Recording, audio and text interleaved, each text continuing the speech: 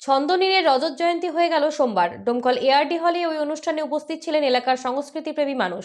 অনুষ্ঠানে প্রধান অতিথি হিসেবে উপস্থিত ছিলেন ডোমকলের বিধায়ক জাফিকুল ইসলাম।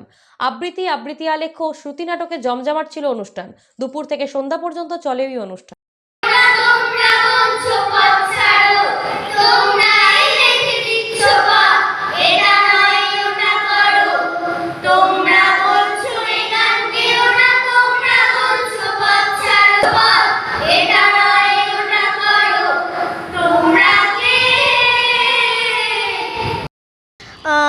আজ আমরা এসেছি একটা আবৃত্তি আলেখ্য এবং আমাদের একক কবিতা শোনানোর জন্য। আমাদের আবৃত্তি স্যার অমল কুমার সাহা এই প্রোগ্রামটি আয়োজিত করেছেন। এটা আমার কাছে খুবই বিশেষ একটা দিন।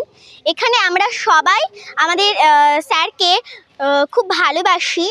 আমরা এসেছি আমরা নিজেদের একক আবৃত্তি এবং আমাদের স্যার আমাদের প্রচণ্ড যত্ন সহকারে আবৃত্তি শেখান। আমরা আমাদের স্যারকে খুব ভালোবাসি।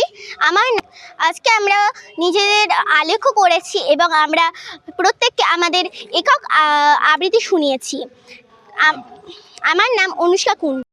আমরা আজকে আমাদের প্রিয় আবৃত্তি প্রশিক্ষণের স্যার অমল কুমার সাহার ছন্দনীর প্রশিক্ষণের ছাত্রছাত্রীবৃন্দ আমরা স্যারের কাছে খুবই ভালোভাবেই আবৃত্তি আলেখ্য এসব ভালোভাবেই শিখতে পারি।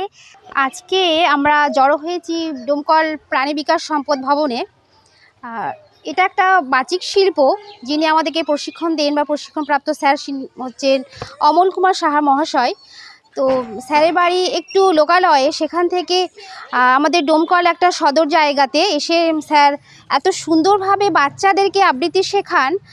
স্যার নিজের আলেখ্য আবৃত্তিও এত সুন্দরভাবে তুলে ধরে যে এটা একটা শিল্প, যেটা চাই যে যুগে যুগে যেটা হারিয়ে যাচ্ছে সেটা আরও বিকশিত হোক।